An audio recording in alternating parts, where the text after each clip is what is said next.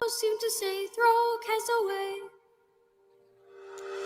Christmas is here, bringing good cheer to young and old, big and the bold. Ding dong, that is the song. With joyful ring, all caroling, one seems to hear words of good cheer from everywhere, filling the air. Oh, how they round, raising the sound, all in the dance, telling the sound. Glory, glory, in excelsis Deo.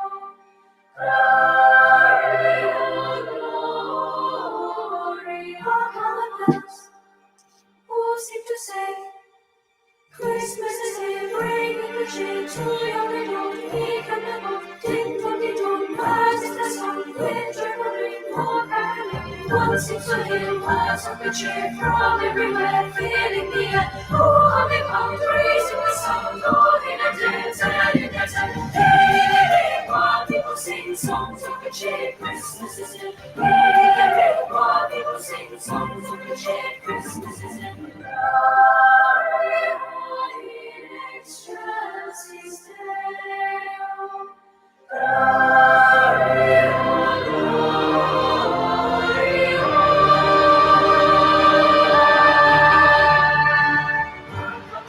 all seem to say Christmas is here, bringing good cheer. One seems to hear words of good cheer from everywhere, filling the air. Oh, how they run, raising the sound, all in a dance, and in a dance.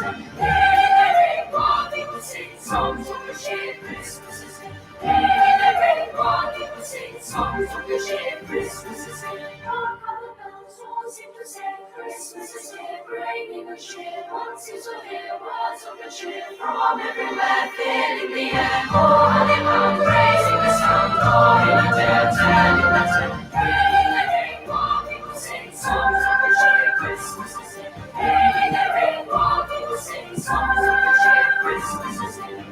Merry, merry, merry Christmas. Merry, merry, merry, merry Christmas. All will be said, all will attend, the legend is told to everyone.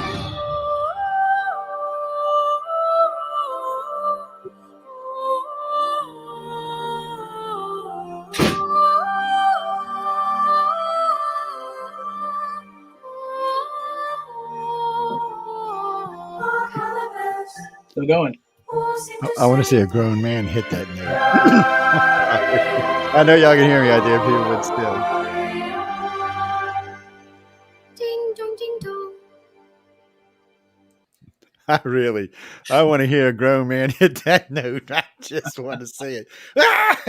No, I'm sorry. Oh, Lord. So Now, last Joe, night, you said that was Tom in there. He was oh the yeah. So when we singer. started, that guy, I said, see the little guy, that's Tom up front there singing away. But no, actually, I realized that guy's probably older than Tom. Oh, Lord. The video's kind of old. And last night we gave away. Was that Mormon? Was it was that the Vienna Boys Choir? Oh no! Now I'd have to go back and look. But we gave away a set of books last night because of it. I asked anybody. I said, if you can tell me what's missing in this, I'll go ahead and give you all a set of books.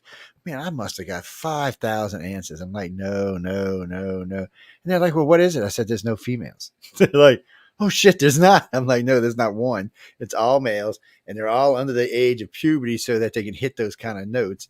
Yeah. Oh no! And whoever sent me that question, no, a grown man is not hitting those notes, not without hurting himself severely. I've never personally heard any like that. Tonight's guest is Tom Wood. Y'all should be familiar with Tom. Tom's been on. Now he's never been on this show because this is a new show. What was that? Feedback. Everything you say kind of goes in a cycle. I'm hearing it 2 or 3 times. Okay, well that's not good. Hold on. I'm good here too. Well, Yeah, let me see. 5-second delay.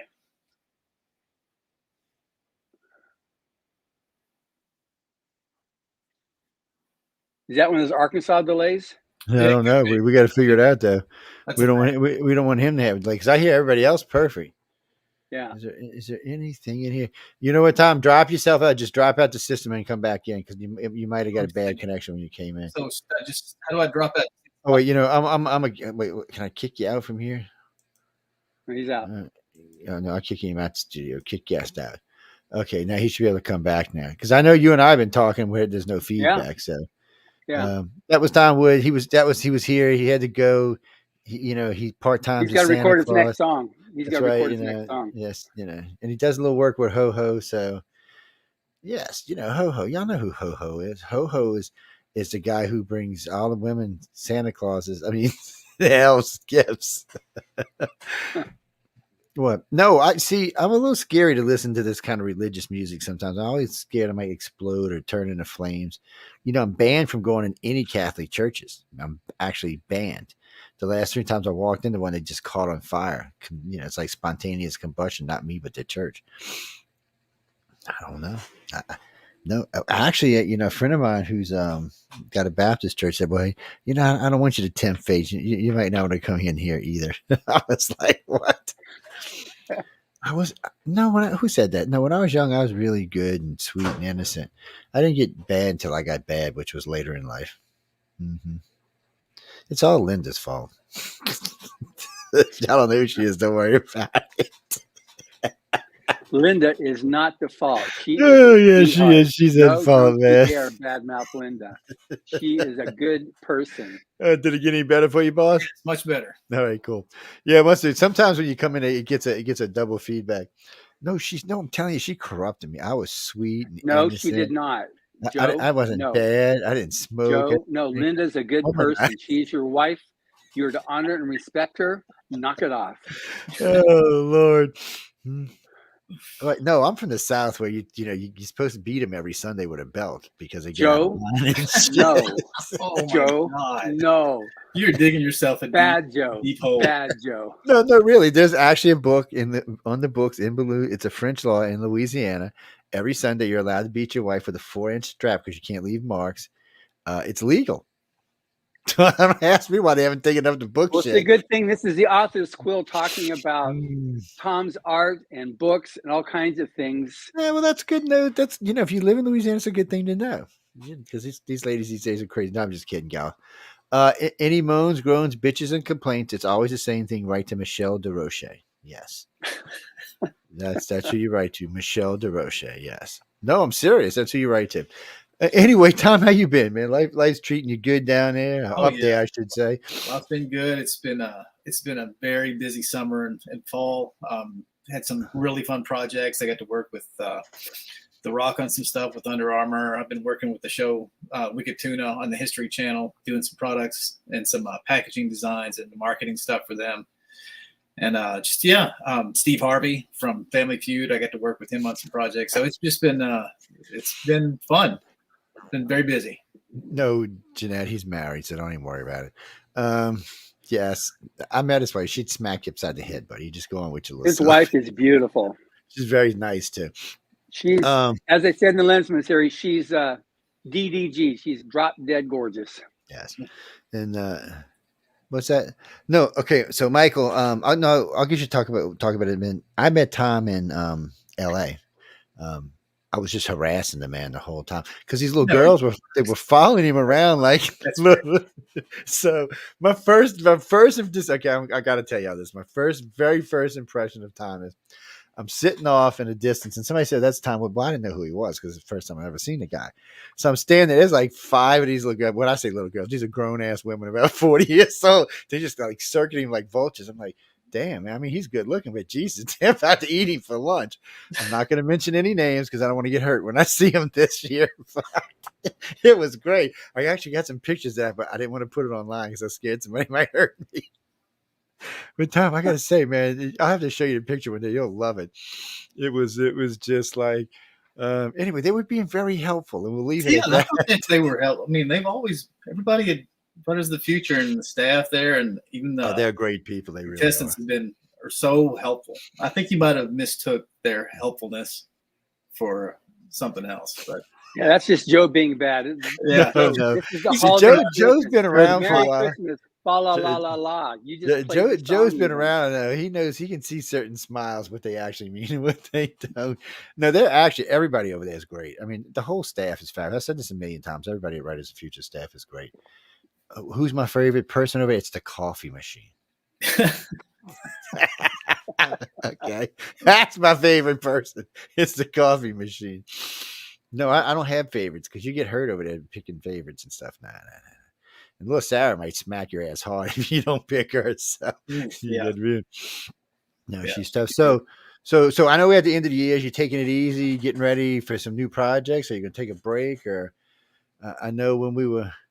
Yeah, I'm probably going to take a break for the last, 7 days of the year, 8 days of the year.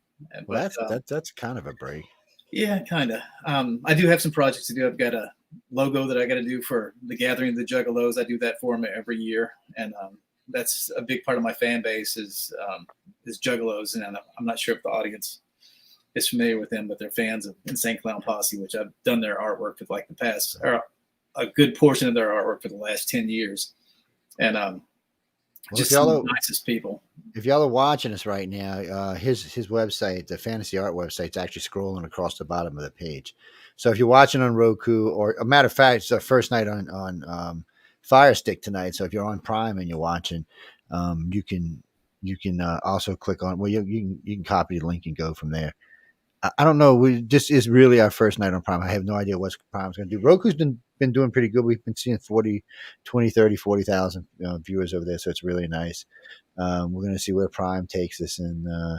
But no, Tom's our first guest on Prime. Wolf was the first guest for this show. And this show is the first show to be on Prime, on the Prime network with us. Wow. What an honor. Yes. It's amazing.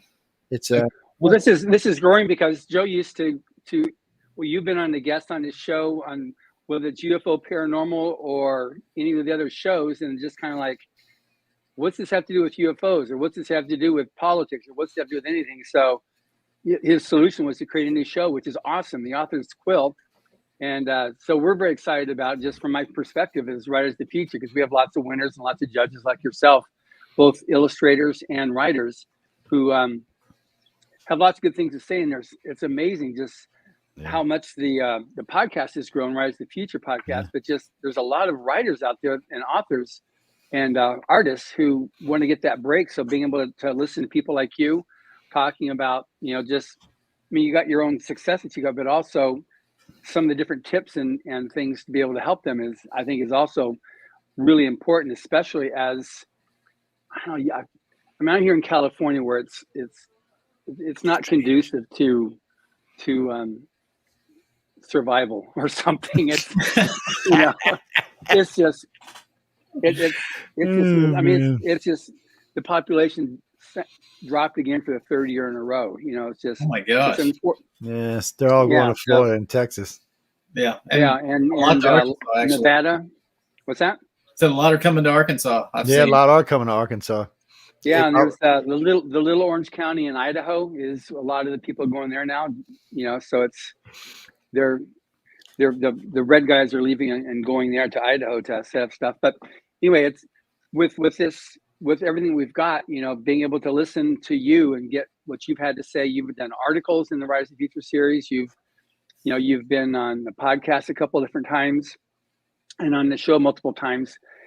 People can really get that. You don't have to, give up and quit. Like, your story is an amazing story of persistence, and just despite everything else, just persisting and holding on to that dream. And people need that type of assurance. And that's something that was originally started in '83 when L. Ron Hubbard created this contest. And then because of, some of the first judges of the illustrator contests were like the biggest names in illustration during the pulp era. So Frank Kelly Freeze was the first one, and he was like amazing. And Frank Frazetta was one of the first judges. Just like him.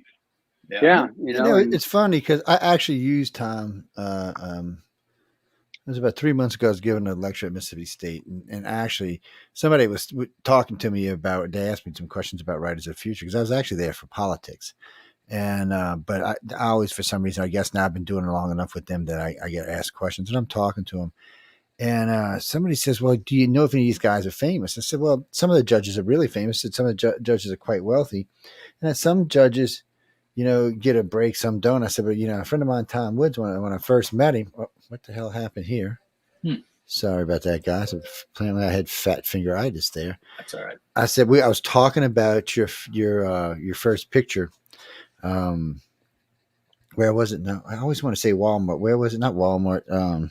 Yeah, my first poster was in Walmart. Yeah. So yeah, it was. So I bring it up and they're like, what? I said, yeah. I said, I think it shocked him how many he sold in the beginning. They're like, I said, you can't give up people because you never know what is it, the thing that's going to just take off. You just never know what it's going to be. Right. And But the great thing about the program at through Galaxy Press and Writers of the Future was that these kids that come in are looking for answers on how to take this with their love, their hobby that they've done through high school and grade school, and figure out a way to make a living at it. And there's no other program I've ever seen that does what Writers of the Future does for these artists. I mean, they bring in the biggest names in the art world, fantasy art world, commercial, and they will teach you all the newest techniques. They will teach you how to market yourself, how to conduct yourself on interviews, especially Joe's excellent at that. And, and show you, tell you their own stories. This is how, because everyone's is different, but how to make your path and just how to be persistent and go through those doors when they open, because they may open only once in a lifetime. But those doors can lead to other opportunities that can make or break careers. And you just got to have the courage and a little bit of wisdom to be able to go through them and succeed. So it's not easy. The artist path is difficult, and it's scary. Sometimes you don't get to stay at home and do this in your basement forever. Yeah. You have to move all over the country or overseas. Got to go where the money is. I mean, that's how it is. You make it, and then you can be a little more selective where you want to stay. But breaking into the field is not just based on talent and even technique. It's based on relationships. The relationship that got me that first poster in Walmart was a friend of mine who I'd worked with in Tallahassee, Florida, had emailed me and said that they're having this company's having a contest to see who could come up with the best dragon. And so I did it on a whim, knocked it out in a day and sent it in, and it won. And it sold thousands of units. And of course, the licensing company came back and said, you got more of these, and then I dropped another one. And then the Phoenix Rising, which is probably my biggest seller, it hit, and it stayed in the poster bins for 2 years and sold like millions of units. And so even though I had a very successful commercial marketing business, my love was always from seeing Frank Frazetta's works in the late 70s, especially on his Death Dealer work that he did for the Molly Hatchet album. That kind of changed. Yeah. Oh, that was good. Changed my entire outlook on what art needs to be, what excited me.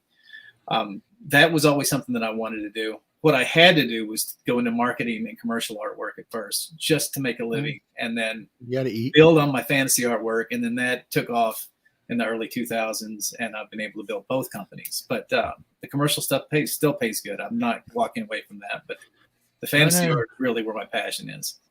Yeah, well, you got to eat. Fantasy art is great anyway, but I mean, anyway it goes, you still got to eat. That's right.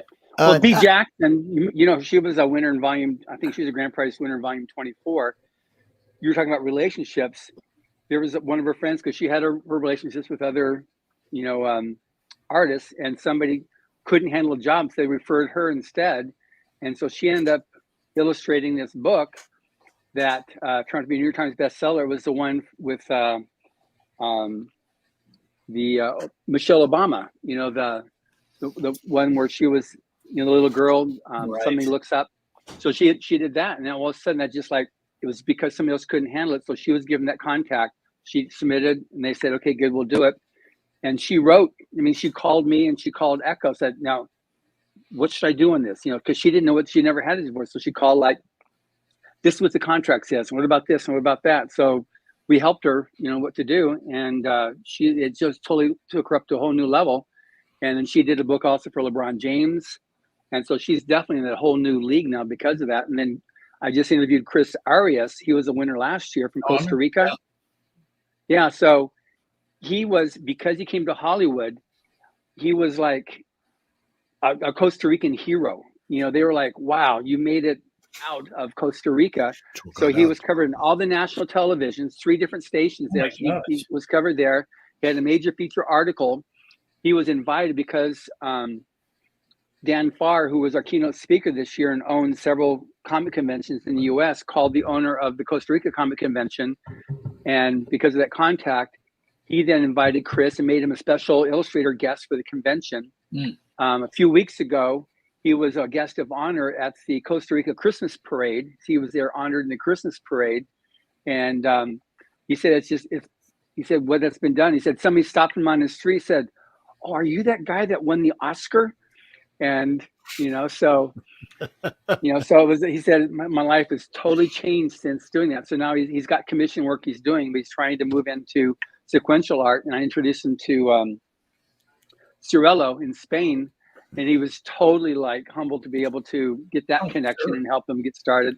So he's just like, that's that, you said the connections, and that's the winners have a chance to meet you and Larry Elmore and those other types of judges that just Echo and Lazarus are just totally willing to help. So it's an amazing thing, when people can connect up to folks like you. Well, one of the questions that came in was Kevin said he asked me what I found most interesting about the judges. I mean, first off, the illustrated judges are characters to start off with, so they're just a lot of fun. But what I really mean is what impressed me about all the judges, because first off, I'm an outside, I'm not an illustrator or I'm just press, and I was watching from the outside, and it amazed me that they're just everyday people. No, I mean, literally, everybody's got an ego because everybody has to have an ego for what they do for a living, but it's not the kind of ego that gets in the way. I watched them with all of these people, and trust me, they had far more patience than I do. I'm just not even gonna lie about it. I watch, like when Tom would get surrounded, or Echo would get surrounded, or Tim would get surrounded, or Jody would get surrounded, and they would just work their way through the crowd and talk and very nicely, and this is how you should do this, and this is how you should do that, or come sit in the class. And it amazed me because really and truly, and some of them are quite wealthy, they're still everyday people. And let me tell you what, I deal with a lot of wealthy people, and a lot of them are not everyday people. A lot of them are, I'm not going to say what they are on the radio, but some of them are still customers. But still, it's different. It's one of the things that really, truly impressed me more about the judges than even their knowledge or even what they had done was the fact that they were just everyday people. Oh, I'll tell you something too, because I'm the one that picks the judges. Mm-hmm. Is one thing they all have in common, separate from being pros, because you've got, there's a lot of good people out there, a lot of very talented artists and authors out there, but the one characteristic and one quality that is senior to everything else is their willingness to help, their desire to help and willingness to help. And if you've got somebody who's willing to help, that's what you're seeing there. You've got some people, they're great, but they're just, no, I'm not interested. I'm not, I don't like teaching. I don't like working with other people. And we're like, okay, cool. More power to you. But that's not the caliber of people we use as judges. And sometimes I've had some amazing people. I've talked to them, and, after talking to them, you're like, okay, good. Well, it's great knowing you. I'll invite you onto the podcast, so I won't take it any further. It's just like, if they're not willing to help, and if that's not part of what they're willing to do, then that's not what we're looking for. I mean, it's the judge corps is a really good group. I mean, I couldn't fault any of them. I mean, there's a lot of differences between them. It's not like they're all out of cookie cutter molds or anything. No, definitely not. They're very different. And Marcus, to answer your question, no. So really fast, because I don't want to take too much of time up. So really and truly, the illustrators as they get older are much more outgoing than the authors are for some reason. But if you flip that and go back to when they're just starting out, the authors are much more outgoing than the illustrators are. The young illustrators are very inverted. They're very, very withdrawn. Matter of fact, you can go look at the interviews I've done so far. So the interviews done in LA with the illustrators last about 18 minutes. The ones with the authors last about an hour and a half. I'm not shitting you. It's amazing what the difference is. And now we got to improve because we got 4 years of it now, so you can actually see it for yourself. But as they get older, it changes. The successful illustrators are, I guess, because they've reached their passions. They've got to do the things that they wanted to do, like what Tom was talking about earlier. So it allows them to be much more outgoing in their life. And I see that for myself, and I'm like, well, this is just interesting to watch. It I should does. write a book.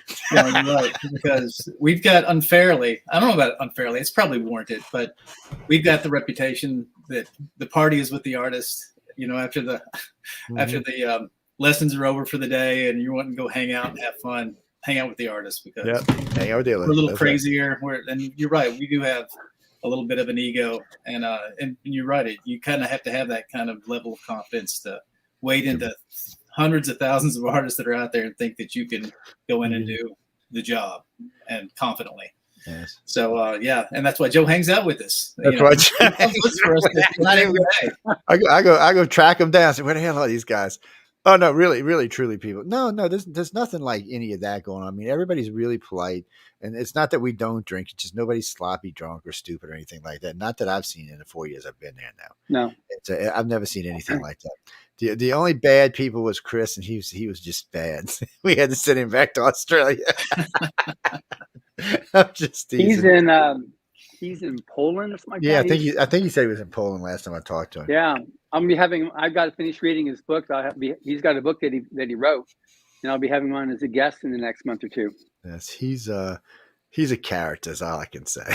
We'll just leave it at that. Yeah, a grand prize winner from volume 36 or something like that. Yeah, but he's a lot of fun, but he's also makes my point too. You can see how outgoing he is.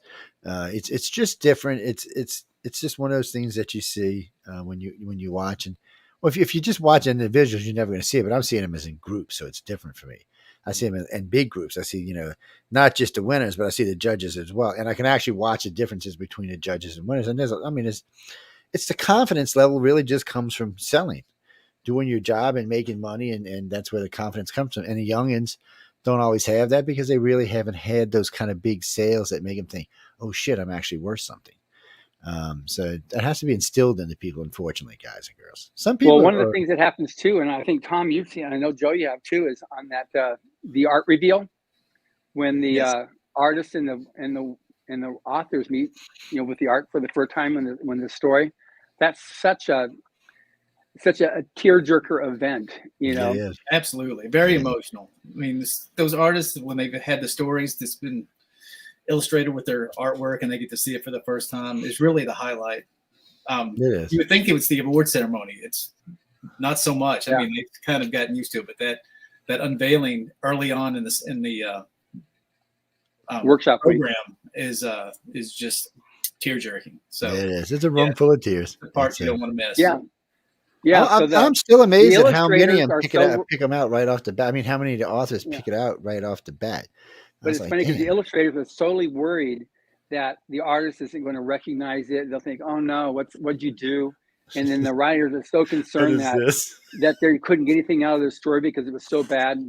They're both equally as worried that the opposite isn't going to like what they did. And then when they come and see it, and you just see that instant, like the melting of everything, all their worries and concerns, and it explodes in that emotion. And they have to realize that when you got an art director like Echo, who's done this for so many years, she can understand exactly what that writer's trying to relay, and can put it in words that even the youngest, most inexperienced artist can understand and follow that. So just let Echo direct and trust her, and she'll nail it every time, and she does. Yeah. And she's talking about Echo Turnick, who is a fabulous lady. She's another one that's fun to hang out with. No, you can't get the three of us together. We're going to get banned one year. Yeah, that's never good. No, she's a lot of fun and she's extremely talented. But we were talking about this. I had Shoemaker on last week, and we were talking about the importance of a good book cover. Because, and I've said this 100,000 times. I have bought books based on the cover, didn't even flip the damn book open, just looked at the cover and bought it. Now, sometimes I was really happy. When you looked at that cover, it kind of gave you an idea what the story was. Sometimes I looked at the book cover and it gave you an idea what the story was, but that's not what the actual story was. It was some other bullshit that had nothing to do with what was on the cover. So, and those actually aggravate me, but once you buy it, you buy it. It's but it is important, and it will make a big difference in how many books you can sell. Until you hit that point that everybody knows or heard about your book, that cover makes a big difference in who's going to pick up that damn book and buy it. 100%. When you're standing there looking at 50, 80 books on a stand and you see that, wow, the cover jumps out, you're like, oh, well, let's go check this out. And a lot of times you don't have time to read it right there. You just purchase it and go on. It makes a big difference. And I noticed that some of the people I talked to hadn't quite grasped that concept. I'm like, well, you better make sure you got a damn good cover is all I'm telling you. That's right. Yeah. So Tom, now you've done several book covers, right? Yes, I have done several. You did one for Rise of the Future recently. Yeah, I do. I've got it actually right here, which was, yeah, this is. Just happen to have it right here. Oh yeah, okay. Yeah, it's always right here. Yeah, this is the cover that I did last year, and yeah, this was you guys hit me up like last September, I think it was. I think Dan DeSantos, who is a good friend of mine, an amazing artist, he was sort of scheduled to do the cover. And of course, Dan's amazing. He works for does artwork for Marvel Comics and stuff like that. So he's got a huge, big reputation, and tons of respect for me. So when he was unable to do it, and I kind of got the nod asked to do it after that, I jumped on it. But then Dan had turned it down, so I've got to compete with Dan DeSantis, which just sucks. He's got this year's another cover. one that's fun. He did this year's cover. He's got this year's volume 40 coming out. Really? Have you seen it? Have you seen the cover already? Of course. Really? See, that's not even fair. We don't get to know what the cover is.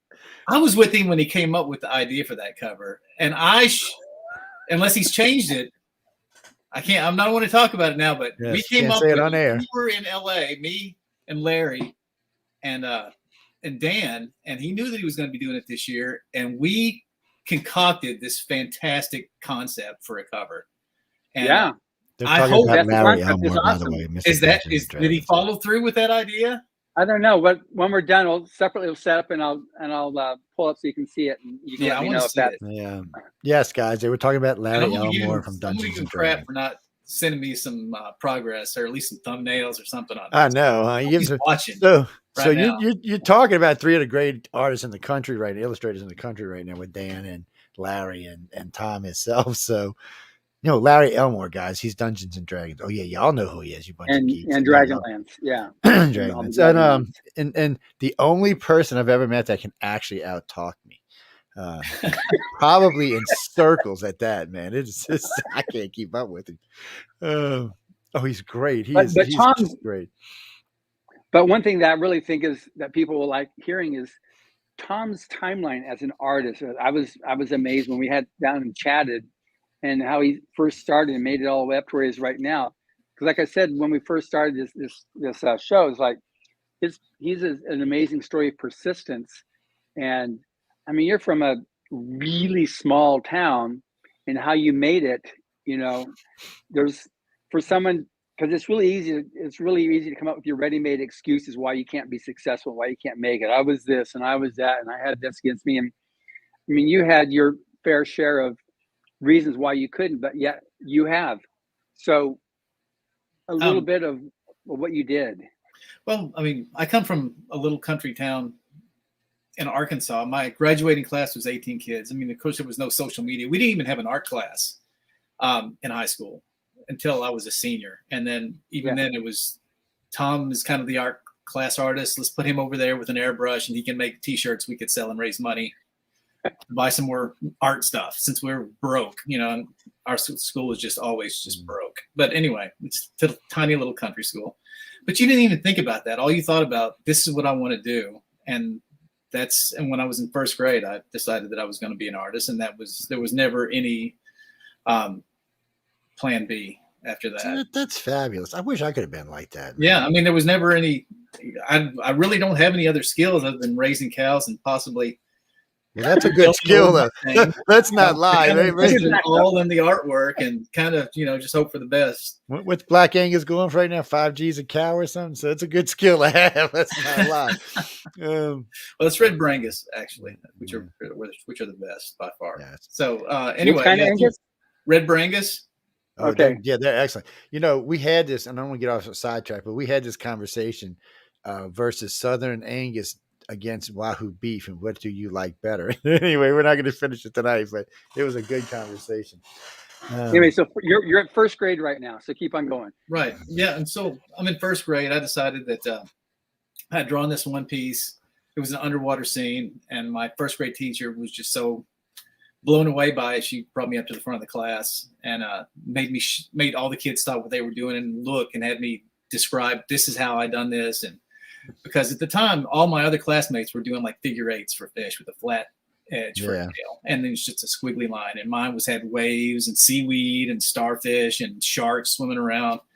And so the kids really didn't understand why the teacher was so impressed with this, and they just give her this blank stare. So she just grabs me and she hauls me across the hallway into second grade and stops their class and makes me show them my artwork. And still, I don't think that she got the reaction.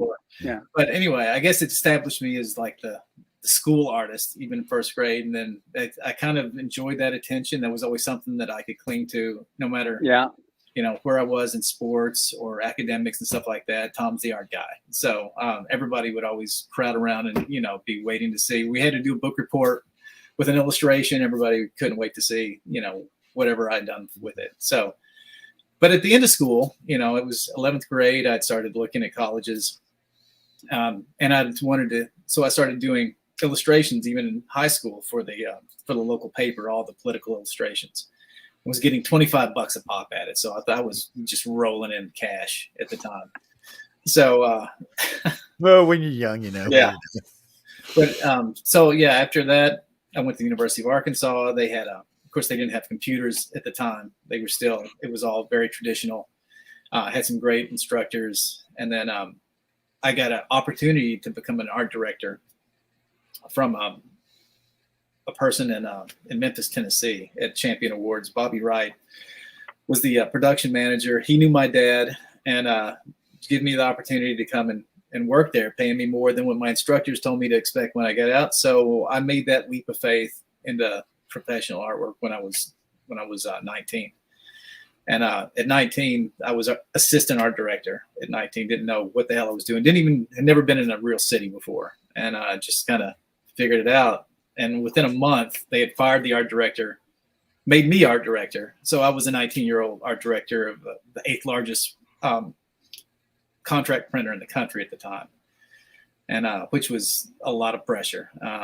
But if you stuck, and I hired probably 20 artists that came in, burn out, and left. But if you could stick with it, if you could stick with the 80 hours a week, the weekends, you learned more in a year than you learned in 4 years in college. It was just on the job intense training, major level, just really shoot up. And then once I got to a certain level, then the headhunter started coming through and offer me jobs at Salem Sportswear, which is the biggest sports licensing company in the country at the time. And then I took that job in New Hampshire after 2.5 years in Memphis, was the senior designer at Salem Sportswear for 2 years, and then got hired as the creative director at Starter for special events when I was 24, and was doing shirts for Michael Jordan, all the shirts that you've seen on when they put the shirts on after the big games, after the championship games, or on the parades. I did all those graphics for them,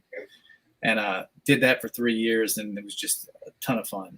But one of my so in 1998, Starter closed its doors, even though special events and printing was making money hand over fist. They tried to sell the company, and that went along with it.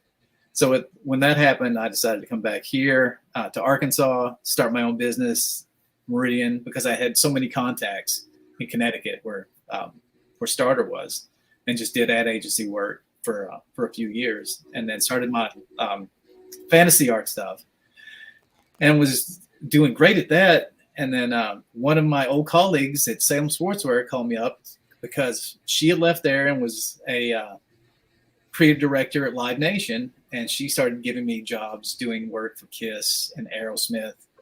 And then ultimately she gave me the biggest license name out there at the time at Hot Topics and Spencer's was Insane Clown Posse. That was their big ticket item. So when they hit me with that, I did an entire series of them. In fact, I've done like 50 graphics through Live Nation over the years for Insane Clown Posse, and got a huge Juggalo following, and that's still a big part of my fan base. And I've been doing, I still go to all their functions. I go to the gathering, the Juggalos every year, even though I don't look like it. Those some of my best friends in the world are Juggalos. They've been like the most supportive people on the planet for me. So, and that's why in 2020, when everything shut down, even the gathering, the Juggalos shut down this year. And I decided, since Arkansas is in the middle of nowhere and we don't like to listen to people, I decided to put together my own event, which was called Tom Wood's The Float, which you come down to my hometown, you float Spring River with me and the artists that have been there, because I brought all of these Juggalo artists from the underground rap scene to my little town. We have a huge event. It's a 4-day event, and all we have stages set up. We have contests and events, and then we get to float the river with me because I've been floating it since I was just a little kid. I floated it at least 1,000 times. And I take them down the river twice, and every night we come back to a huge night of music and festivities, and it's just contests, and it's just a big time. But it's just amazing to see where I started at, to see the opportunities that's arose out of just pure luck, it seems, or fate, possibly. But it's always had to do with the connection, whether it was Kerry Gallagher at Live Nation that gave me that opportunity to do the ICP stuff, and then the fact that the fans seemed to embrace me with ICP and started bringing me to their events, and I was able to work on so many different projects with these guys because, I've had Shaggy Tudo from Insane Clown Posse. He comes to Little Mammoth Spring, Arkansas and performs for these people at the float. And it's just kind of surreal sometimes to see if you just keep at it, try to keep a positive attitude and just do some things that are scary every once in a while to see what can happen. It's really pretty inspiring. Yes, I'd still be working for McDonald's if I gave up. Don't get me wrong, as a GM, they we're talking 40 years ago, but as a GM, they paid me, I was making $175 a year plus bonus. So today you probably make more than that. But guys, don't take that to heart. You got to have a big store. You can't be in a little store. A little store probably $60,000, $70,000 a year. Unless you got a Mardi Gras store, and that's probably $250,000 plus $250,000 in bonus. Yes. Believe it or not, you can make some money flipping burgers. But I couldn't do it. I've never been a 9-to-5 guy. It's always been a problem for me. And I like to be able to work my own schedules. And I'd like to stay up late at night, so it's never conducive when you got to get up at 6 a.m. Tom, you've got your cows that you have to do, and you have your art. How does your schedule work? You just you got to have some people to help. You can't do it all by yourself. Of course, I was raised out here on this. I'm the 7th generation of Wood on this little piece of property out here. We got 500 acres. And then, out here in Arkansas, that's home. It has been home for my family for years. And when this piece of property that I'm on came up next to it, I had to jump on it, and we added it to the family property and just try to keep expanding. And but being able to be next door to your family and have them as a support system has been the only way. You can't do with the schedule that I have when it comes to artwork, not only commercial, but fantasy and entertainment. It's hard to schedule, and you just have to work around it. And then of course, my dad is, he's like Sam Elliott, John Wayne mixed together. He's a working beast. I'll never be as awesome as he is. He's just, he's 77 years old, and there's no quit in him. And so, without that, he takes care of the cows mostly. We have a couple of hired hands that help out. My nephew Seth Wood, he moved down here to help out, and not only do we have the farm, but we have the cows. My parents own a restaurant in town called the Riverbend Restaurant, which is overlooks Spring River. It's gorgeous. If you come through Mammoth, you'll have to stop by and eat there. But we've got lots of irons in the fire, which keeps us going, keeps us young. Staying busy does keep you young. I like to be busy. You're not going to write a up grave. I was laying around. How was that? I don't know. I can't sit still. John can't still. You can't. There's the three of us probably. If you put us in a room, said you'd sit still. I don't know which one of us head would pop off first. Yeah. So we were, I was sitting down at the restaurant last year talking, and two of the winners, and they were like, "Does anybody ever sit still here?" I said, "Yeah." I said, "They'll go sit down and have lunch or have a drink or something." I said, "But mostly everybody's busy." I said, "And everybody wants everybody's attention." I said, "So everybody's busy."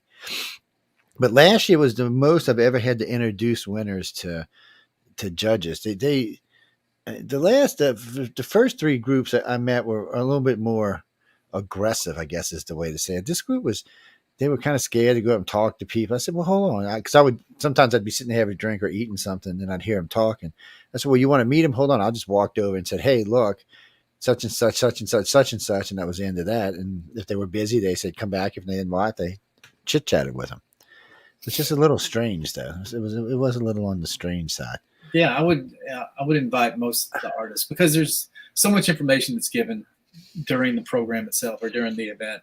Yeah. But that downtime where you get those little nuggets of wisdom and information and inspiration from these artists is huge. So I know mostly when it comes to artists, they're very introverted, like Joe said, especially in their younger parts of their career. But just step up and come along with us. There's always a handful. I know 2 years ago when we had Zane and all those guys was the winner. Dan. They were just an excellent bunch of guys and girls, and they were fearless, and they just tagged along. They were right there. They acted like they belonged, and they've known us for years. And I still am in touch with those guys. Brent, great guy. All very talented group of winners that year. Yeah. But anyway, I'd say just get past your fears and get over them. We're not going to bite. We're a lot of fun, and I think that you can learn a lot just tagging along with us and just being comfortable enough to ask the questions that don't worry about you're going to look stupid in front of us. You don't know us. No. So and you can't worry about looking stupid. I mean, somewhere in the world, at some point in the world, you're going to look stupid. Just deal with it and just move on with life. That's right. Oh, yeah. One thing I know with illustrators and with writers too is like it's a very lonely career. You're there in your own studio painting, and like as an artist or a writer, you're bearing your soul with what you're creating, and then you put it out there. And that one thing. And I do recommend that because there's only 12 writers and 12 artists that come out as winners. But we do try to do, this show is part of the solution, but also the podcast I do also gets people giving their stories and tips. But one thing that I think is really important is that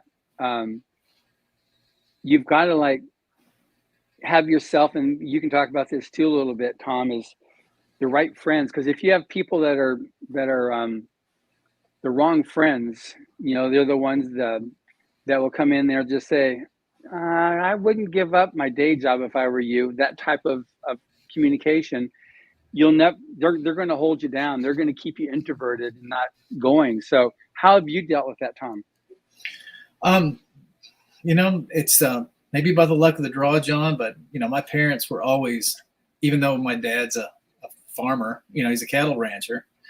And I know that he wants nothing more than to see me, pick up the herd and move on with it. And I certainly plan to do that. But, at a young age, he was thinking I'm going to move off to New York and be an artist. And, there goes the farm after that. But even through that, he was incredibly supportive. He would take the time to talk about how good this piece of artwork was. Everything went on the refrigerator at the end of the day that I would bring home. And even the teachers, that knew that it could be a very hungry existence as an artist. I would draw these masterpieces on my desk at school, and they would isolate them, isolate that desk and don't let other students molest it or smear it or anything like that. And it's just a small school. It was just a perfect recipe to allow me to, become confident and even arrogant about it when I was young. And of course, when I got to Salem Sportswear, where they had a huge staff of artists, it humbled me very quickly. And I learned that I didn't know near as much as I thought I did. And of course, Photoshop, Illustrator, and all the different illustration programs that we still use today were just coming online. So we were all learning at the same time, and but they were ahead of me, and I knew it, and that bothered me. I don't like to lose. You know, like just like that dragon I did last year. I don't like to lose to Dan DeSantos. I don't, you know, I want to see sales numbers at the end of this year versus last year. So based on those covers. So and that's the same way, even, you know, except when it comes to someone like Larry, who's like this icon, you know, Larry Elmore, who I grew up looking at, doesn't, you know, you'll never get as good as Larry. So and then John mentioned earlier Frank Frazetta, who was Frank's a beast, was the man. You know, he's the one that sort of created the entire culture of fantasy artwork. He created the entire look that we all follow to a certain extent. Having someone like that was doing the job that I get to do for Writers of the Future now means more than I can put into words. So that's kind of a dream fulfilled, being in the same footprints as he is. That's amazing. It's interesting because you had that going with your school. We had a winner a few years ago, Irmak Kevun. She goes by Max. She was just coming out to UCLA or USC, and she's from Turkey. And where she was there, her parents were both doctors, but her teachers were saying, "Don't do art, quit. You know, really totally discouraging." She was being discouraged right and left, and so she would she'd have to find scrap paper to draw on, and she'd get pencils, and she'd, you know, and a knife to open up the lead so she could do her sketches like that. And she said it was amazing. She was so discouraged. She came out here and it totally lifted up. Her parents were behind it, but all her teachers, don't do this. No, you know, quit, give up. And she was totally suppressed from doing her art. And so when she came out to LA, she's one of my favorite recent winners because her persistence, despite amazing counter efforts against her, she came out here and she became, as a freshman, lead designer in computer graphics in a senior class. She's just so focused and dedicated, like you're talking about with what you did. And that's the other extreme of like persistence, you know, and just, you know, that purpose. You know, she knew she wanted to be an artist from a very, very young age, and she's just holding to that dream and not letting anything get in the way. So it really is a matter of persistence. You got to be persistent to make anything in life, and, right. and anything worth having is worth fighting for, people. So absolutely, it's I do know a few successful people that I guess you could say it was handed to them, but for the most part, everybody I know who's successful, and I know quite a few of them, they work pretty damn hard to get where they are today. And they don't give up. You can't quit. I mean, even if for some reason you get a bad review, you can't quit. It's like when I interviewed Rachel Maddow, I thought for sure that was going to be the worst interview I ever did. Turned out not to be. So you got to plug through it and hope for the best. And sometimes you'll be surprised. And like we were saying earlier, you just never know what's going to take off, especially today when something go viral on the internet in 15 minutes. You just never know. Might hit the TikTok circuit. And next thing you know, it's around the planet in an hour. And you also, I got a good friend of mine who's a female on TikTok who makes $600,000 a month. No, when she doesn't do anything naughty or anything like that, she just comes on and talks about how she cooks and her friends. That's just the stupidest thing I've ever heard. No, it really is. Don't get me wrong, I love her to death, but 600 G's a month. I'm like, come on. I'm in the long parade of work. Yeah, I can show y'all some boobies. Look, it's just bad. It's just bad. If you win, you get the me time. Yes. Or if you happen to be, or you come out to the float, you get the me time. That's right. Yeah. So yeah. Well, yeah. It's no, I was going to go this year, but I didn't realize it was the same weekend at Dragon Con. So I was up at Dragon Con this year, but yeah, I'm gonna go see him next year because I love a good float down the river. There's several good ones around here, so it's a nice thing. I haven't done it in a while, but it's a nice thing. Yeah, it's 12. That's how we originally met Tom. That's how we originally met you. Was at Dragon Con about 1,000 years ago. It seems like your wife and your daughter. Right. It was 2010, and Fate had put your booth right next to mine, and that was my first show. I just written the book Hellfire: Plague of Dragons, and done all the artwork in it and the cover, and even the story. But Robert Weinberg had done the writing for it, and I was doing a book signing for that. I had Pacific Trading had done all of these ceramic figurines for my dragons and stuff, and it was I had tons of product. Unfortunately, I had no idea what I was doing there, and so my booth was a wreck.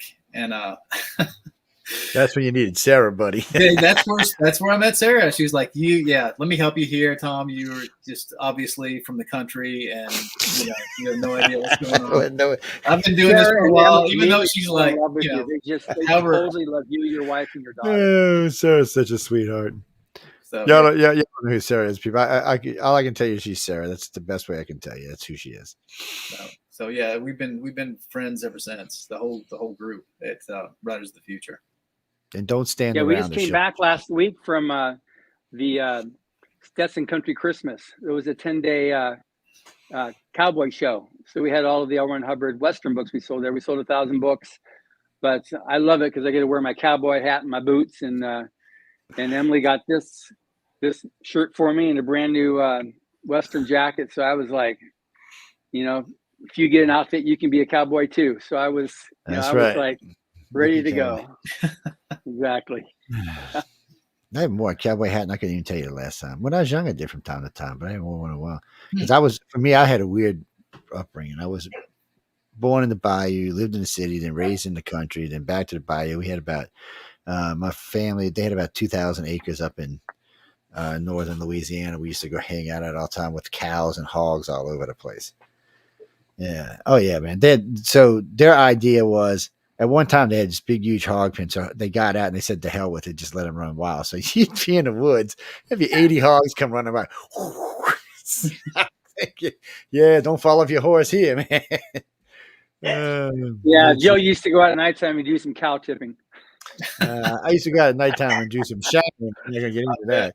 That's not it's a long time ago. So I think the statute of limitations might be up, but no, I was really lucky. For me, it was a great upbringing. I got to experience my bayou friends, my city friends, and my country friends, and I got to live in all three worlds. So I really got a way different upbringing than most people do. Yeah, it was fun. It really was. But it really screwed my accent up. So especially when I'm traveling, it just goes off into some tizzy. What's that, Denise?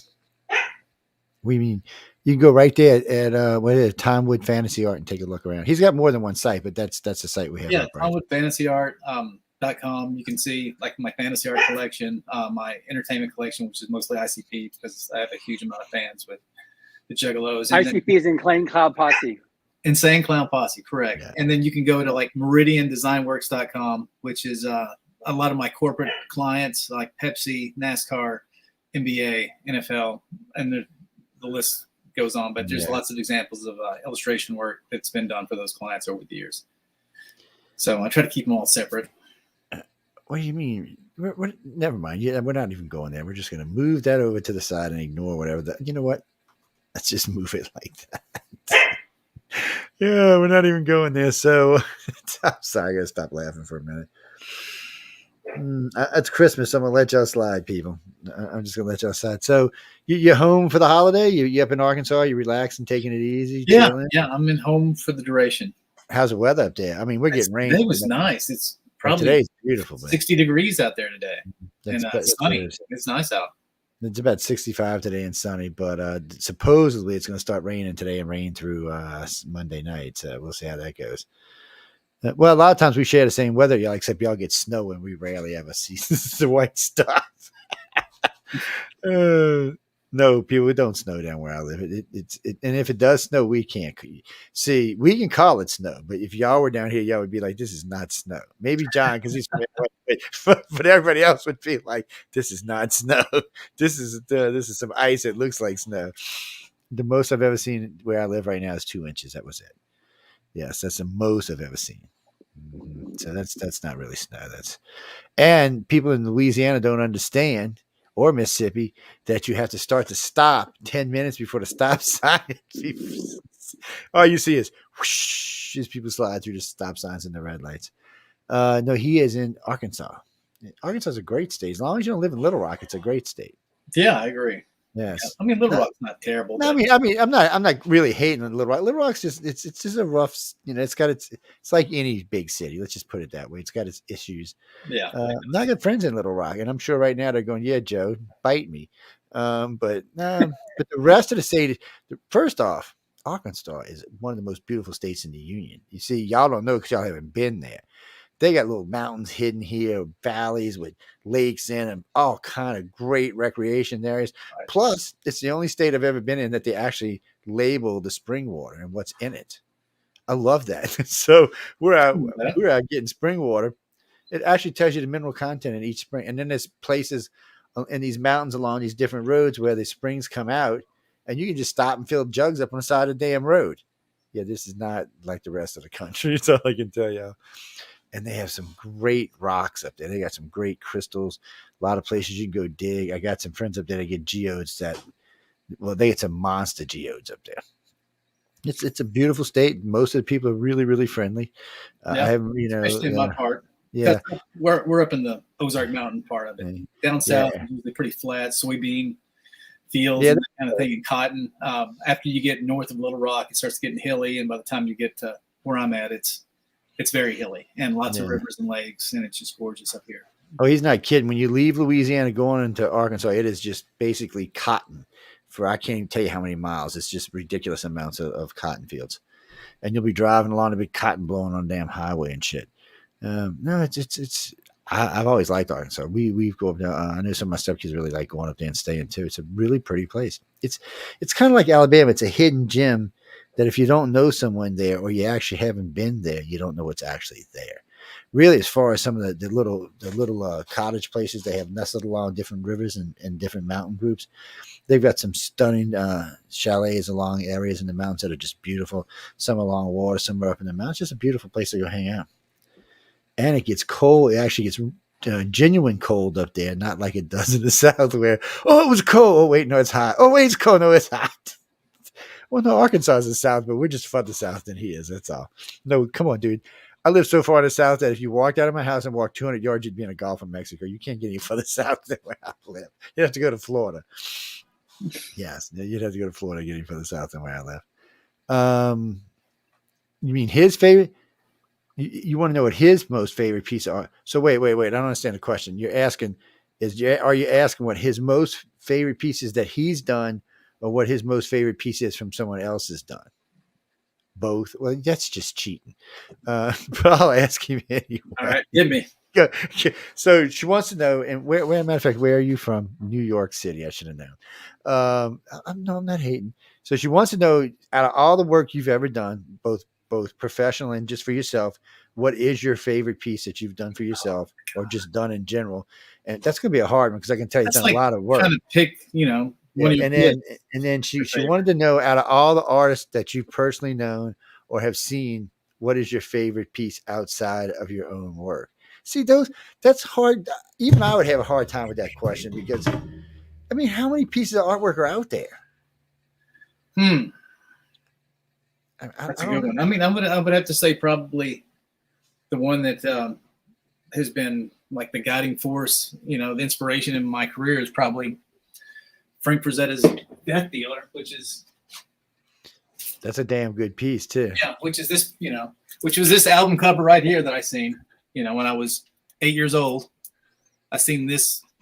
That was a decent. That album was. And I stared at it for days and days, and just going through the detail and how things start to get looser and looser as you go back in the distance, but it all works so well together. It points your eyes where they need to go. And but trying to, when you're 9 years old and you're just transfixed on a piece like this, and you're trying to figure out, why is this piece, why is it grabbing you? Why is it grabbing me so hard, and making me feel all these feelings and scared and excited and whatever. It's just like, I want to do that to somebody. I want to have that kind of effect on people. Well, I'm sure you have, because I mean, you got a lot of. Well, he's got a lot now. If you want to go see, there's several shows that Tom and I have done, and we've gone through a lot of his stuff. So, but I mean, you just go to his website and just cruise through it. Well, no, that way, if you want to buy something, you're on the website, and you can just pick out something. No, he's got a lot of Just stuff. as a side together. note, Frazetta did 7 pieces of art for Hubbard, Yeah. over the years. So we got 7 pieces. It was just it's amazing. Oh, I've got his some. art. I've got some of those pieces too. Yeah. But Yes. we got obviously we got the original paintings. Oh wow. Yes. Yeah. Yeah. No, Michael, I'm hating on Turkey because right now I'm listening to Mission Earth, and that's where their home base is, out of Turkey. Yes, so we're not going there.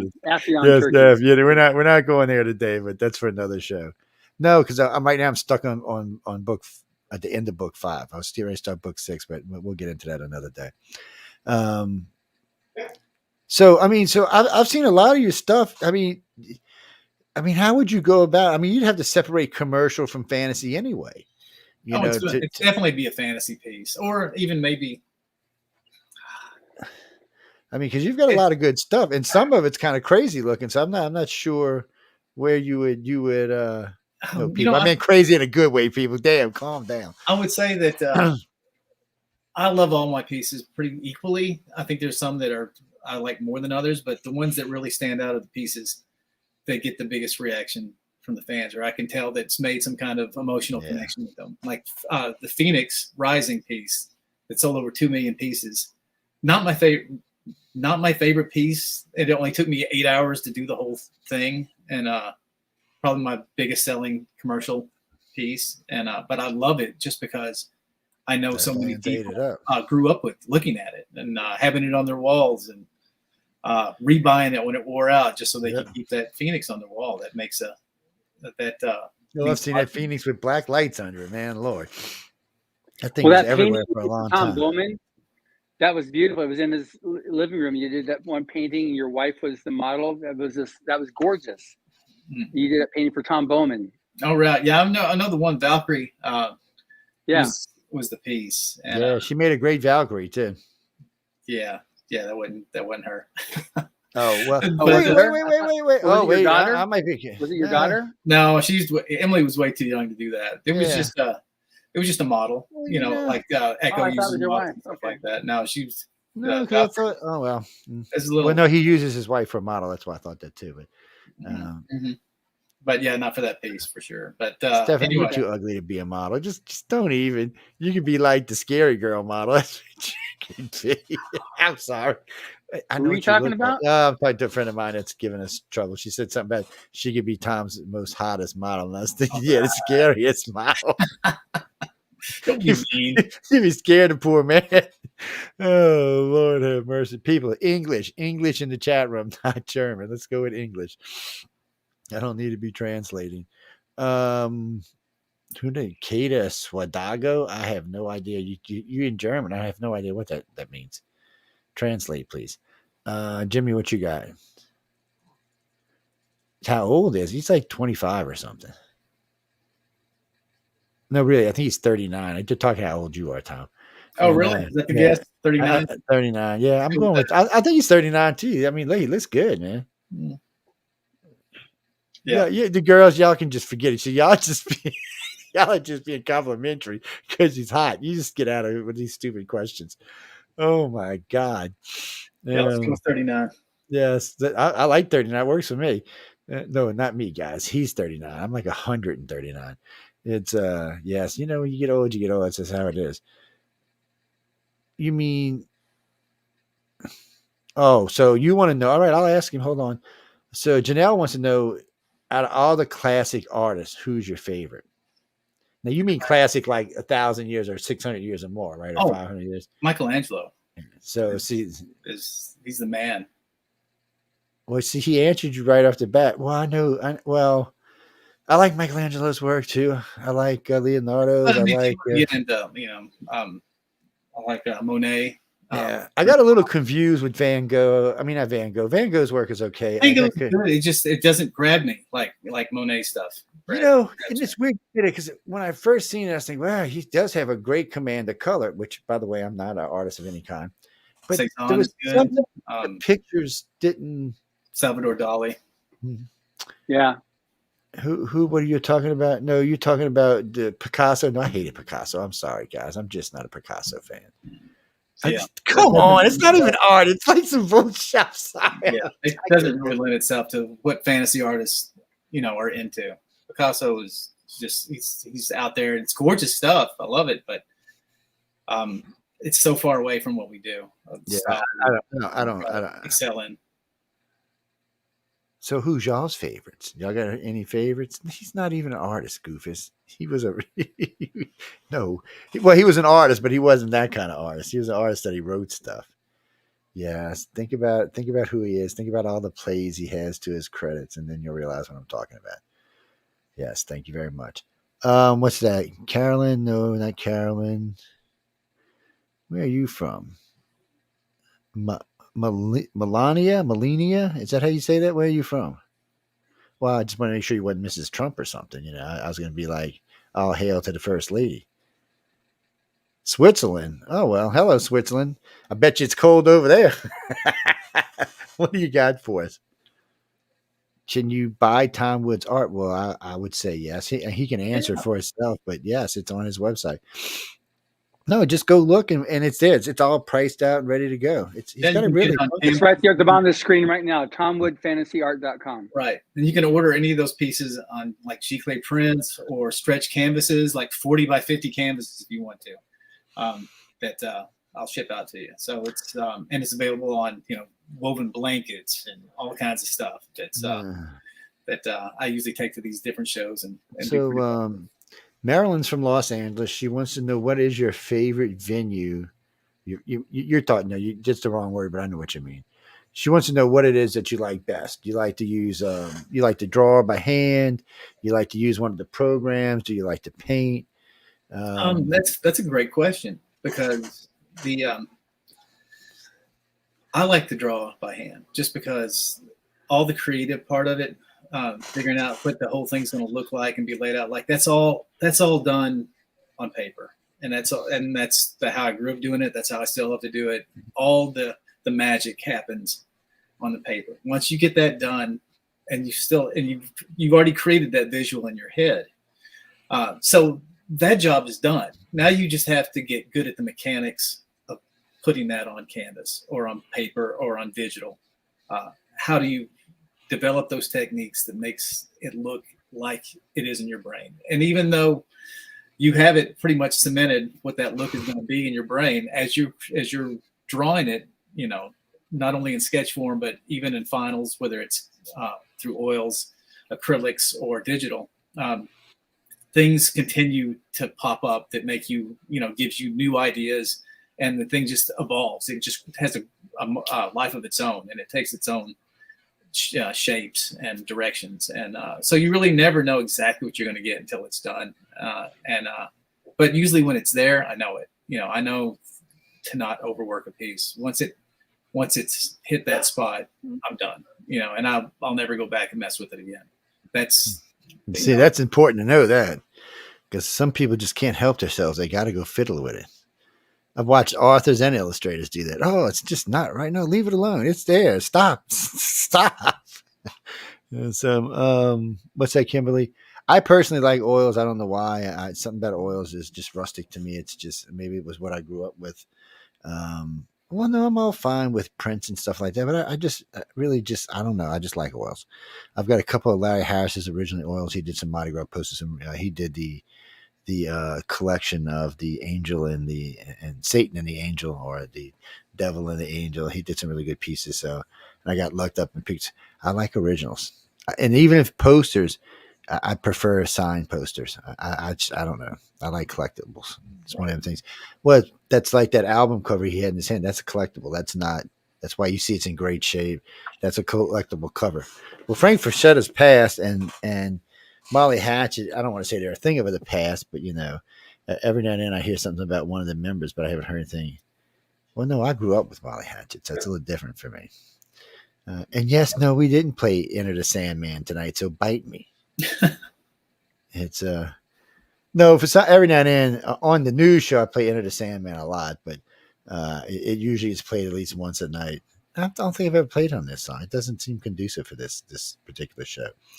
Maria, where are you from, Maria?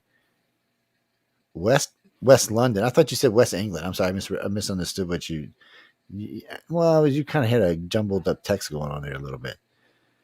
So what do you got for us? What do you mean? Does he? Oh, okay. Well, I'll ask. So she's just asking, have you ever just traveled around the country or traveled around the world, maybe just to do some like little art symposiums just to help out the everyday person? He does have a writer's for the future. Anyway, go ahead, Tom. I'm sorry. Not around the country. I mean, I've done it locally. Everywhere that I've ever worked at, I've taken days to go to local schools or art classes in high school and even some colleges and talk to the students there and work with them on occasion. But as far as just taking off from work to go tour the country, giving away free, you know, advice, I've never done that just because my schedule stays busy. It stays busy. And I would be irresponsible if I just took 6 months off to go. Yeah, he's too maybe busy in the future. I would say, Larry could do something like that. He could. Larry might. I mean, he's got the time now. Like that, and I might do something like that in the future. I would pay money to hear Larry at a lecture. He's like I said, I've done even like my local school here at their high school where my daughter Emily went. I work with their art department on a regular basis. I go judge their art competitions they have every year. That's got to be great. And work with their students on occasion. And Emily was my favorite student, if you will, because I went in there and worked with her several times. And then even when she got out of school, even if I was contracted at a company, I would make sure to hire her as an intern so she could work alongside me, so she could learn Illustrator and Photoshop and develop her illustration skills. And now, look at her. She's a senior this year. She'll be graduating soon. She's already an art director at an ad agency. She's not even graduated yet, just because she got in early. She worked hard. I was her biggest inspiration, and I was her biggest competition because her goal was, she's fearless. Her goal is to be better than me, and I'm sure she will be at some point. So that's what's got her where she is now. She's got a hell of an attitude and no quit. And I think it's going to take her a long ways. So anyway. Yeah, that's a good thing. Look, any kids that grow up and actually, somebody said the other day, it's not good when they compete with their parents. No, it is good. The kids need to, we're their first bounce back. But we're the first thing they get to bounce off of, I guess is the best way of saying it. So, and we're kind of safe. We're not going to be, we might give them a little trouble, but we're kind of safe. No, kids need to compete. Kids need to. The world is competition, unfortunately. It's not the kind of world that you can just go out and sit on your ass. You're not going to make it. Right. Unless you got rich parents. Like, John's he's rich. He can do whatever he wants. But the rest of us poor people got to work. No, I'm teasing. I just like giving John trouble. He knows I like giving trouble. No, he don't have to worry about me. He's got a boss lady who keeps his ass in line. We ain't got to worry about that. Oh, no. I know the other half. She keeps us in line. We ain't got to worry about it. What was that, Wesley? And first off, where are you from, Wesley? Dade County, Florida. So you're outside of Miami. So what do you have for Mr. Woods? What do you got? Well, no, okay. He does the float. And, I'll get him to tell you when it is in just a second. But what you're asking for, we just talked about. It's just you got to have to wait till he retires, and then maybe he'll set up lectures or something like that. Do a little lecture circuit or something. But I know the man, he's busy. He just doesn't stop. And trying to do any type of, I know trying to do lectures like that would be insane. No, I can do it because it's different. I do media. So I'm already traveling because of media. So when I'm in a location, I'll stop and do a lecture. Now, usually if I know I'm going to be somewhere, then usually I'll have someone set one up ahead of time. And that way I can do it while I'm there and do it. But it's hard when you're just busy all the time. It's hard to do anything. I mean, you got responsibilities you got to take care of. And he's successful, and he has contracts, and he has other things he's doing, and he works with a lot of different directions. So, yeah, send him money, then he can retire. Yeah. If you guys want to pay me, $50,000 to show up and do a seminar or something. Where was that girl said she wanted to be my sugar mama the other night? There you go.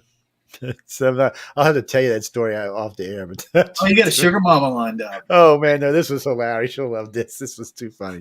Oh. And she wrote to me, "I want to be your sugar mama." I said, I'm probably old enough to be your grandpa, right? You can be my sugar mama. Anyway, we're not going to go there on this show.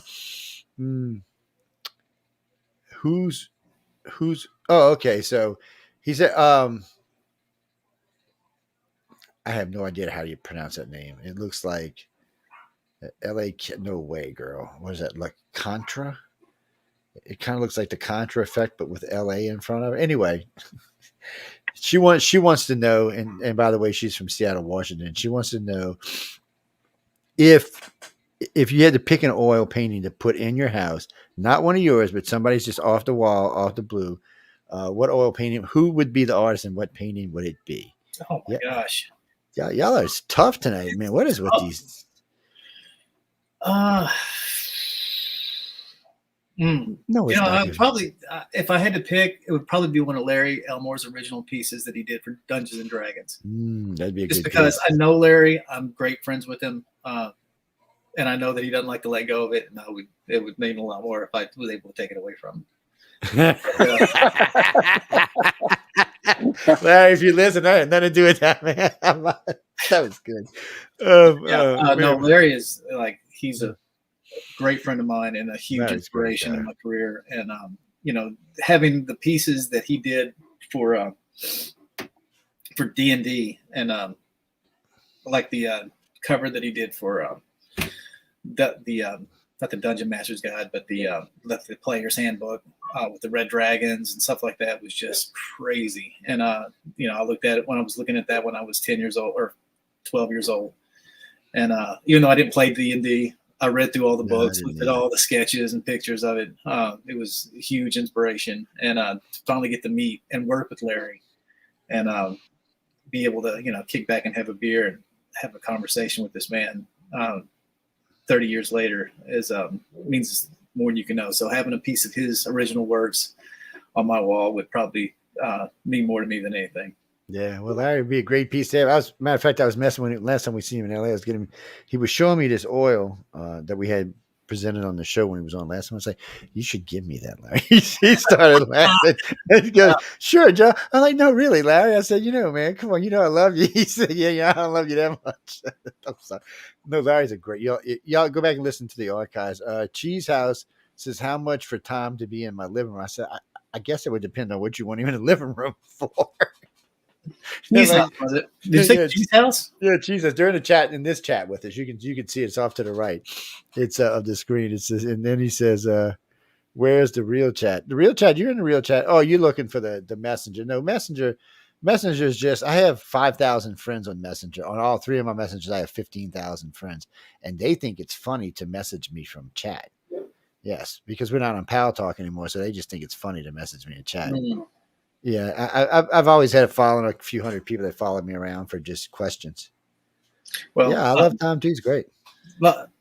Full disclosure, I know Cheese House. He's a good friend of mine. Performed, very talented. Performed at the Float last year, and just what a character, and just a great person. Probably one of the funniest people I've ever met. And that's always good. So. I appreciate the question and the support. I'm sure I'll be seeing you at Juggalo Weekend in not Dallas, in El Paso or something. I think this year. So, what's that? Thank you.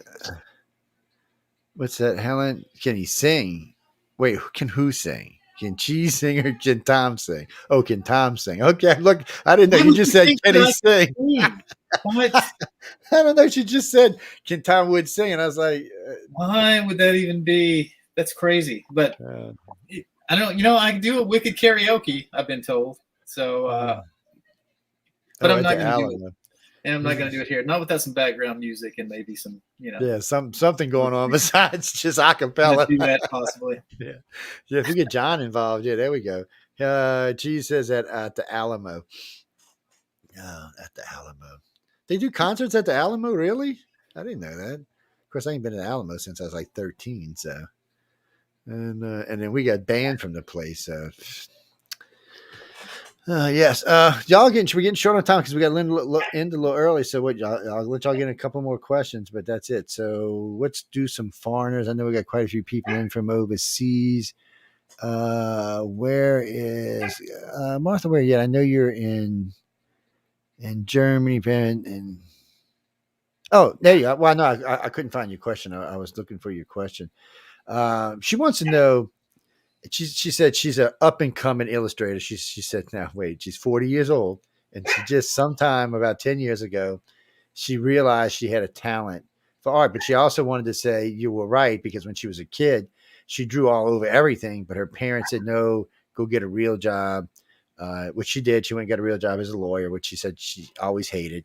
And she said, but if you had to give an up and coming artist, somebody who's in the field and has started to actually sell, what advice would you give them to make the next step forward, to get from that where I'm selling a couple pieces, but I'm not really making any real money, to make that, okay, here I am, I'm making commercial money. That's Well, I think you have to have a platform to be able to put your work in, because there's so many talented artists that even come to Writers of the Future that've been doing it for a while, and either with today's social media, there's no reason you can't get your artwork out there. But if you had a client that's going to put it in some kind of publications, just like Live Nation put it over, 1 billion shirts when they did the ICP shirts, that kind of exposure opens your work up to lots of eyes and lots of entrepreneurs that see your work and think, there's some talent here. I think I can make some money off this kid. And that's networking, exposure, putting out a good product, most of all. But that's just it. And there's a little bit of luck to it, just perseverance and just a little bit of luck. And that's what you got to do. But if you're putting out a good product, it'll eventually hit. You may put out your favorite painting in the world ever 5 years before you actually make it, because there's just no one there to see it at the time. Yeah. So, but that one piece, if it gets in front of the right pair of eyes, then your career can take off. It's true. It's true, people, because I got archives I did a long time ago, we'll say. Many moons ago, 25 moons ago, or 25 years ago, that all of a sudden, out of the blue, have become extremely popular. Yes, this is when I was a rookie. I was nervous on air. I tend to be aggressive. I mean, come on. I got in an argument with my first guest I ever had. No, I mean, it was a bad argument, but for some reason, those have become extremely popular. But the reason why is because now I have a big enough following that people are going back and looking for prior works that I've done, because they've seen all the stuff or heard all the stuff I've done in the last few years. Oh, there's lots of people. I've done my personal archives over 3,000, so have fun. Yes. Martin Maxhouse is writing in. He is from Westchester, England. This is for John, by the way. He said he's an author, and he said, is there any cheats that could get him into the contest? What do you mean by cheats? Cheats. I don't know. What do you mean there's by any cheats? real cheats? I mean, No. Yeah, we're gonna see your artwork, and if you're cheating, or if there's some kind of cheat, we'll see it. If you want to use this AI to try to do it, we can spot it a mile away. So I would say, especially when it comes with the kind of direction that you're going to get from the staff and Echo, it's going to be hard to cheat. Yeah, so I would say, if you don't think that, if you feel the need that you need to cheat, you're probably not going to be at this caliber of artist that's in this program. Yeah, we had somebody that just came up last. Can you hear me? Yeah, we got you good. Okay, good. We had an artist that came up last week, actually, who submitted their final art for because what happens is the 12 writer winners are paired up with the 12 illustrator winners, and the artist submitted their piece of art for the final story. And it looked odd. And so Echo checked it out, and it turned out they were using AI. And this person was being very deceitful.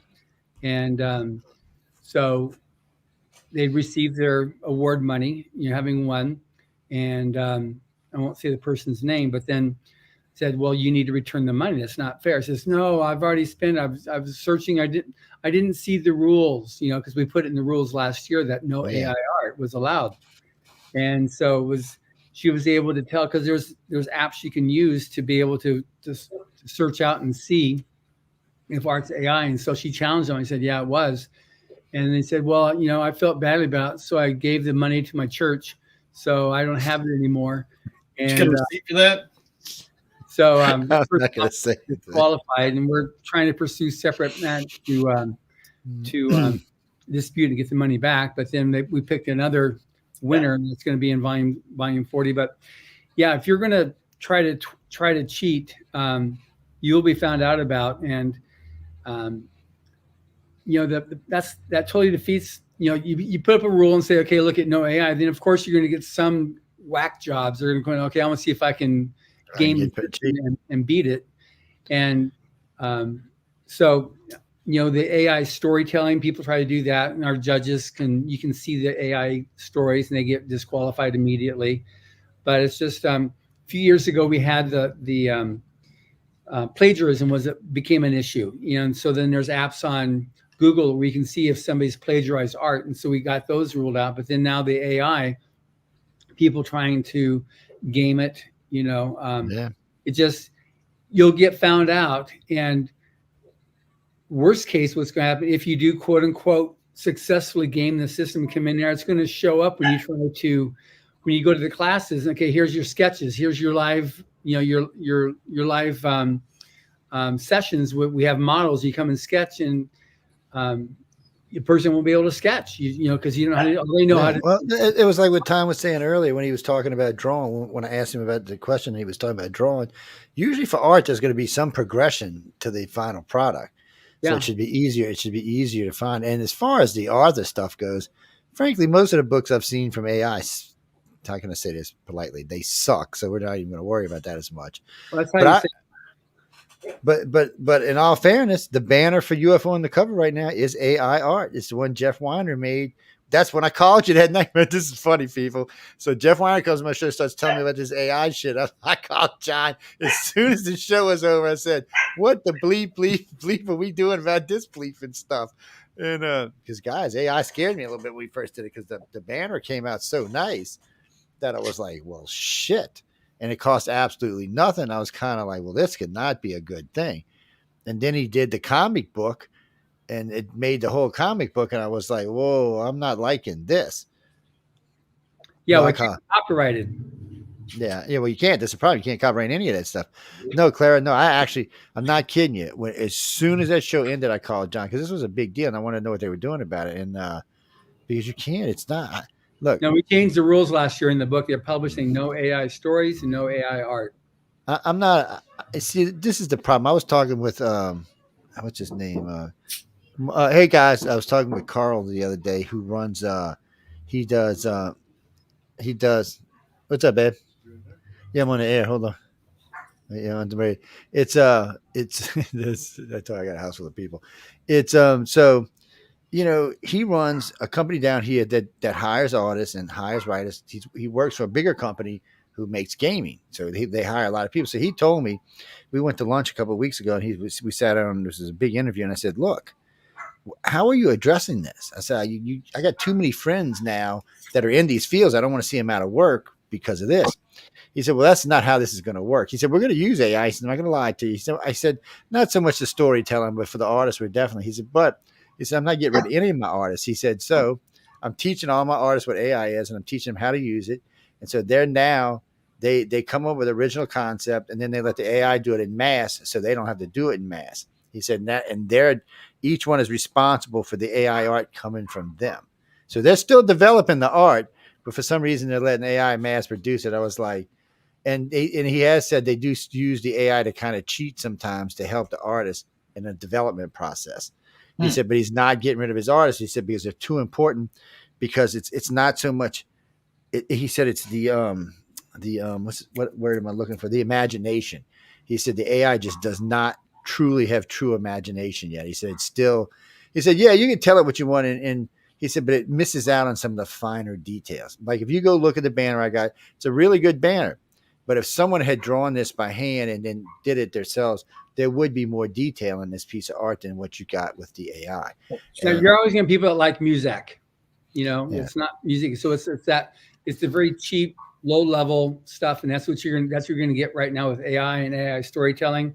Tom, what's your view on AI stuff? I mean, I'm very much. No, I play with AI, and I belong to, like, Tate Licensing is my art agent. He deals with he's Frazetta's estate's agent and Echo's agent.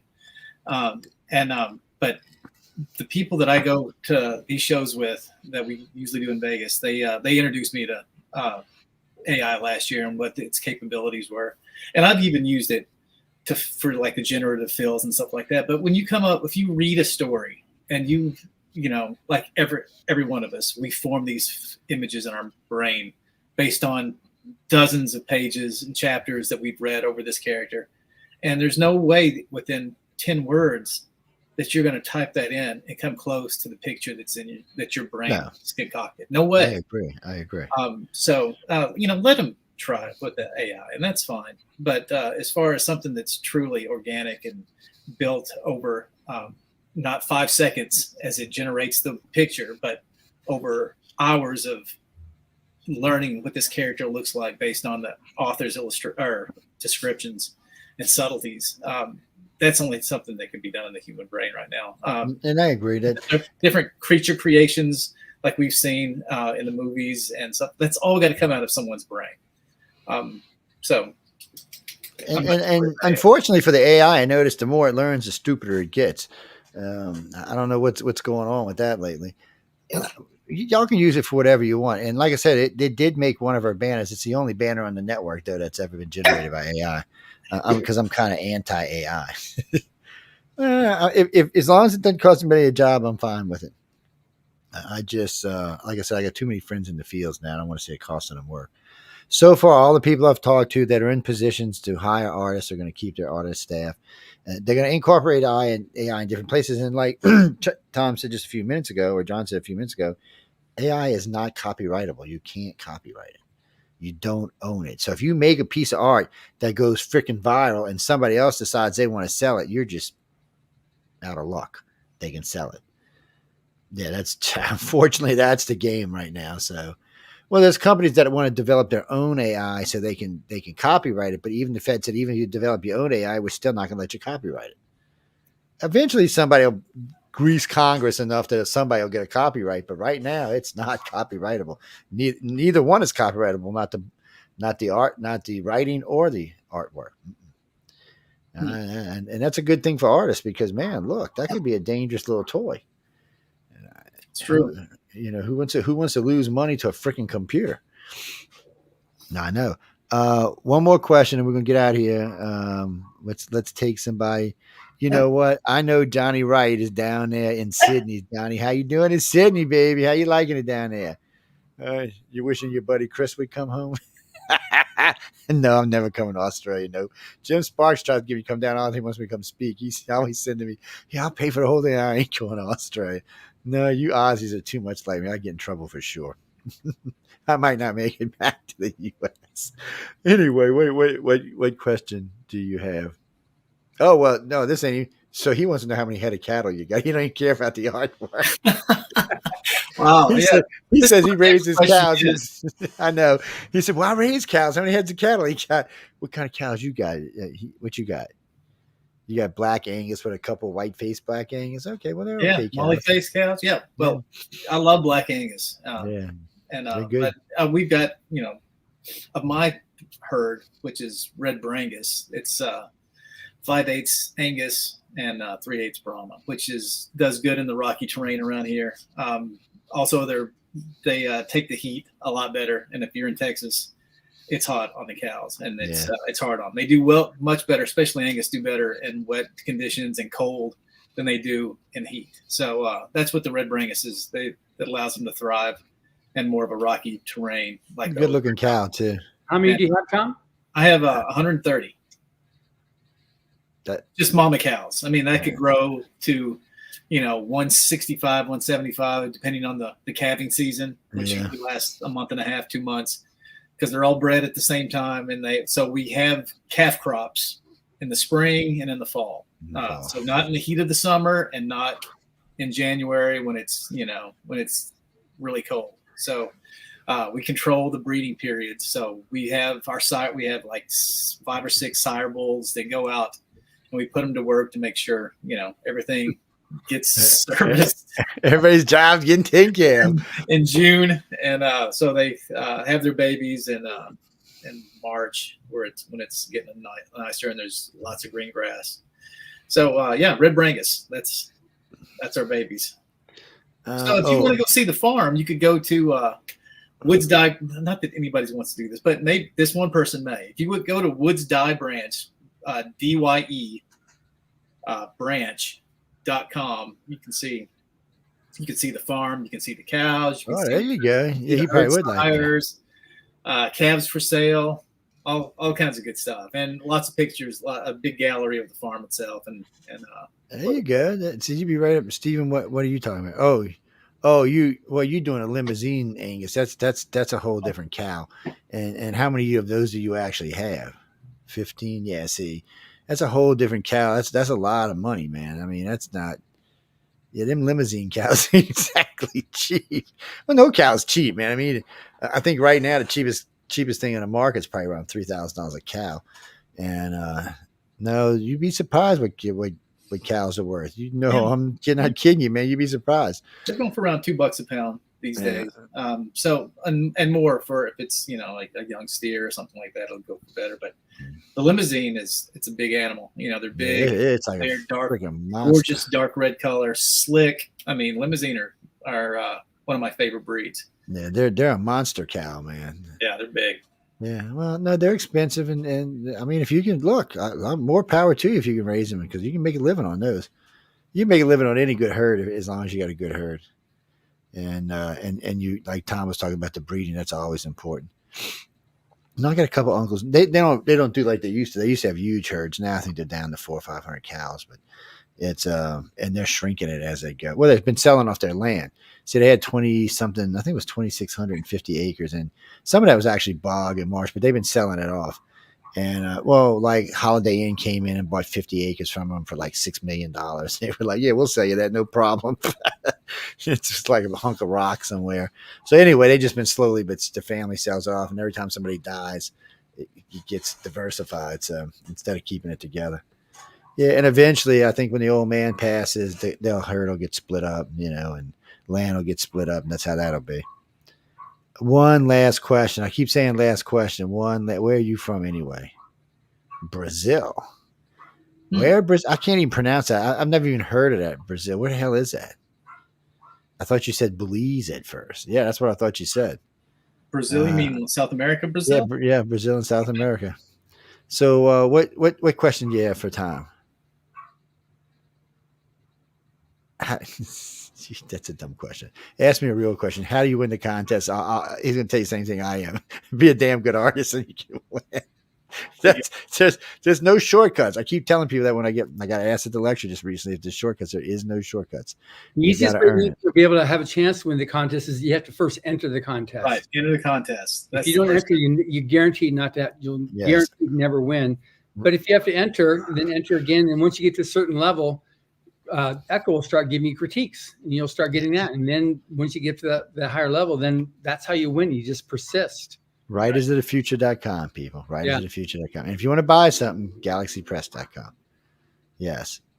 What is that? Who? Oh, no. Yeah, no. Okay. From Mexico City. I haven't seen you in a while, Hunkles. Huskus? Is that how you say it? Huskus? I haven't seen you in a while. Where you been? Yeah, no, Mexico City's great, man. What's happening down there? All right. Oh, you want to invite Tom down for this? What? Y'all got a book? Oh, so y'all got a book festival, a book and artist festival? Well, you know what? His email is online, or you can catch it from his on there and email a man and ask him. I don't know about Mexico City right now. It's not really dangerous, but I've been there a couple of times. Yeah. I went to go see the big, massive city, behind it, the Toltec city. Yes, I've been to book shows in Mexico City, and then we just finished attending Guadalajara Book Fair. Oh, so you wanted to come down and wait, what? Oh, and paint the other city in oil? You have to pay him for that. That's a commission, man. And I don't think he's just going to come down there for cheap. I mean, Mexico City's way down there, and that would be a massive painting. I mean, that's a massive city. It's not like it's one little temple or something. I mean, that thing is huge. What's the commission? What do they want me to paint? So but there's a city. I can't remember the name of it right now. It's a Toltec city. It used to be, I guess, the old Mexico City before the Toltecs had it. It's a massive city that was abandoned, just left there. And there's a bunch of temples. There's a pyramid. There's all kind of stuff there. And it's a great place to go, exploring it because it's really kind of weird. But painting it, yeah. Tell you what, get his email the man and find out. If you're going to fly him down, set him up in Mexico City, he's going to want some money to paint this, especially if he's doing it in oil. It ain't going to be cheap. I'm not his agent, but I'm just telling you, it ain't going to be cheap. And don't even, if you're going to be a cheap ass, don't even bother contacting him. You'll embarrass me. Don't do that. No, I'm serious. Don't. I mean, look, nobody does nothing for free anymore. And I think it would be, and I think he would do a great job on it. I think it would be a great picture, and I think he'd do a great job. But anyway, we got to go right to the man. You want him to come down there, I'd say 50 G's to start would be a good bidding price. Yeah, you sure what I said to start? Yes. No, that's just to get his maybe look at you. I don't think you're going to get it for that. No, I think you have to pay more, but he might actually look at you. 50 cents, I'll think about it. No, look, before we go, and this is true for all artists, including myself, don't be insulting when you write to somebody, okay? When you look at jobs like these, these are serious jobs. There's a serious commission. It's like when somebody asked me to come down and set up a lecture or set up a conference. No, I'm not coming down there for $500 and do it. Yeah, it's going to cost you 25 G's at least. Yeah, I mean, because it's a pain in the ass and it's a lot of my time. And in the long run, I'm not really getting anything out of it but the money. So it's in the same thing. Yeah, write to him. You might get lucky. I don't know. You write to the man and he'll tell you. Tell him what you want. I tell you what, when you write the letter, write it in detail so he's at least got an idea. Take some pictures or something. Yeah, shoot some pictures. No, I'm not an artist. I'm just trying to help you out. Is all I'm trying to do. Anyway, we want to be able to wish everybody a happy Merry Christmas and Happy New Year. Yes, we got to go, guys and girls. Thanks for having me on, guys. It's been a pleasure as usual. I can't wait to see you guys again. No, I can't wait. Tom. Yeah. So anyway, ladies and gentlemen, thank everyone for hanging out with Arthur's Quill and hanging out with Tom and John and I. Hope everyone has a great holiday. Okay, a great Christmas, a great Kwanzaa. Yeah, great whatever you happen to celebrate. I don't personally care what it is you're celebrating. I'm celebrating Christmas because my family's Christmas. No, it's not because I'm Christian, but it's because it's Christmas. My Jewish friends, I hope they're enjoying that at Hanukkah. But anyway, guys, really and truly, have a great holiday. Have a safe holiday. Have a fun holiday. Yep. See y'all after the new year. And, remember, be nice. Be friendly. Hug somebody. Good night, everybody.